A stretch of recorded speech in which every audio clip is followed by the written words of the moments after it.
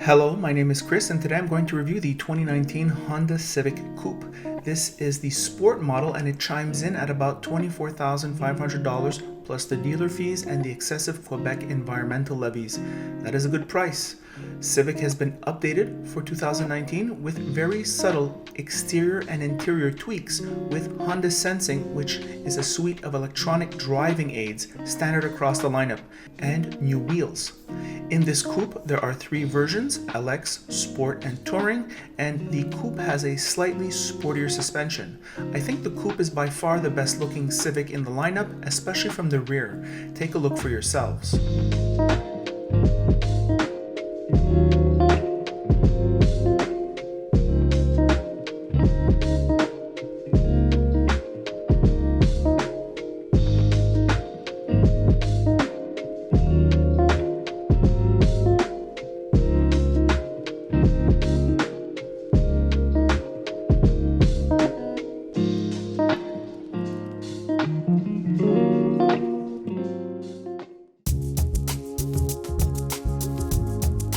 The trunk, of course, is less impressive than the sedan, and the rear seat is unusable for normal people. I didn't bother going back there, as I would have had to chop my head off to fit. Sitting in the front is much better, with plenty of room and that spot-on driving position. Honda specializes in small cars that feel just right, and this Civic is no exception. The ergonomics are good, and the combination of having a well-tuned independent suspension, comfortable seats, an easy-to-read dash, a first-rate steering wheel, a nervous engine, and a best-in-class manual transmission makes the task of driving a breeze, a first-class experience in the category. The quality of the materials are good enough, though nowhere near the class leader Mazda 3. The assembly feels solid enough, and forward and side visibility are excellent. Rear visibility in this coupe, not so much. Sound insulation, previously a Honda weakness, is now better than the class average. Often while driving this Civic, I asked myself, do I really need more? I was very content. This mid-trim sport model highlights 18-inch wheels, which are easy to clean and look less dirty if you don't clean them. A moonroof, dual zone climate control, which is useful as people don't have the same body temperatures.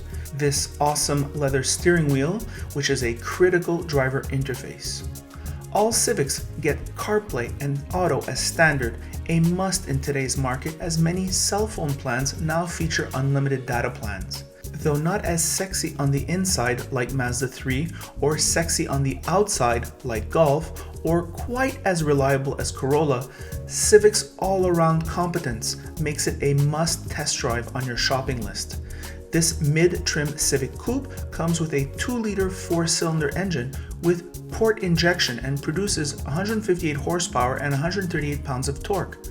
What this port injection means is a bulletproof reliability with none of the complexity of turbocharging or high-pressure direct fuel injection. Consequently, there will be no carbon buildup on the intake valves, which avoids misfiring, rough running, hard starting, and poor fuel economy that plagues direct injection engines over the long term and requires pricey maintenance to resolve. A key consideration if you plan on keeping Civic beyond the warranty period.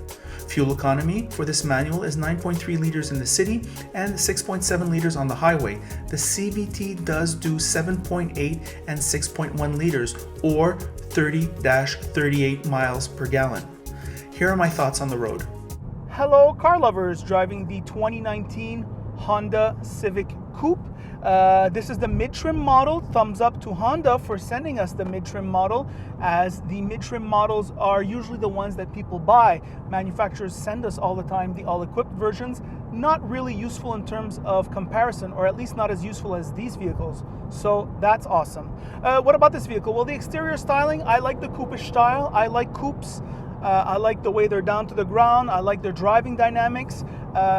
So I like this look. However, it's available in a sedan or a hatchback as you want. What about the interior now? Well, the interior is very good. In general, I like the quality of the materials that they've held up over time. This is really a 3 or 4 year old car now.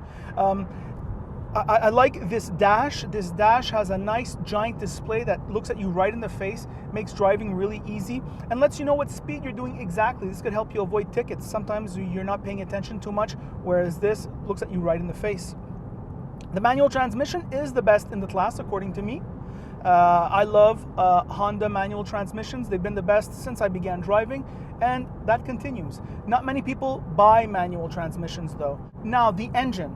The engine is really good in terms of delivering really good power and really good fuel economy. It really pulls good. I just dropped down to 4th here. Really good stuff. It's pulling me fast enough, and it does the good job. There's pretty decent sound insulation, I would say, in this vehicle, which is nice. It's nice to drive and not have too much racket outside and be able to listen to the radio. Honda seats are good. I think when I drove it initially in 2016, I was a little bit put off, but maybe it was because of my winter jacket or maybe because my back was simply hurting. I'm driving it today. It's fine. It compares to the best in terms of their seat quality, in terms of their comfort. This steering wheel is better than the steering wheel in my Acura TLX 2017 all-equipped 4-cylinder. All right?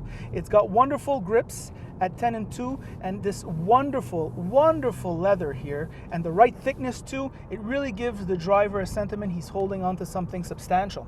The infotainment now. The infotainment looks a little old. However, I love these redundant hard buttons here for the home button, the audio, the phone, and also to go back. There's also an actual knob for the volume, which is really nice. I know there's a volume knob here, but sometimes your memory, your muscle memory goes for the button here. Also, there are buttons for the climate control. They feel a very good quality, and they're not part of the infotainment display, which means if the infotainment display goes down, you still have heating and cooling, which is nice. Heated seats too with this model. That's very convenient for winter.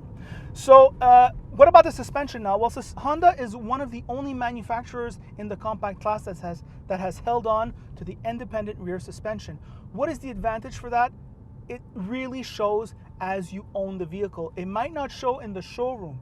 You might not notice it on the test drive, but I've been driving around now for quite some time, and you feel it just in terms of the way you get the bumps in Montreal's shitty roads, or when you're on the highway changing lane. You feel that every suspension unit is working independently. Instead of hitting bumps like this, you hit them like this, and it is much less jarring, a much more refined driving experience.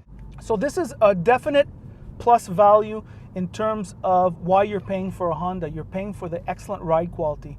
It manages to be somewhat sporty, but not really anymore, and very comfortable for the daily drive. What about the rest of this vehicle? Well, the rear seats are unusable. They're especially useful if you have, especially this car is going to attract a younger clientele, I should think, the coupe, and you're going to go to parties, I think, the younger clientele, and you might have some of your green friends that otherwise moralize you. Well, when it's 12:30, 1 o'clock in the morning, and the metro's not working anymore, and they want to ride home instead of doing an hour and a half of public transportation, they might bum you for a ride, and you can stick them in back. That's their place. There's just enough room for those people. And so all in all, what is my opinion about this vehicle? Well, it's no matter what your tastes are in the compact class, the Honda Civic is definitely a top 3 no matter where you stand.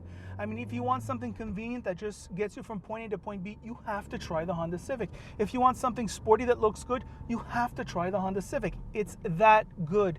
Good fuel economy, lots of power, reliability, looks good, roomy inside. Well, I think they've pretty much touched all the bases. And highly, highly recommendable on the lease, highly recommendable on the purchase, and that is the review. By the way, if you like this review, you should like it. If you don't like it, don't like it. And if you really like it, if you really think it's awesome, you should subscribe, duh, and that is it.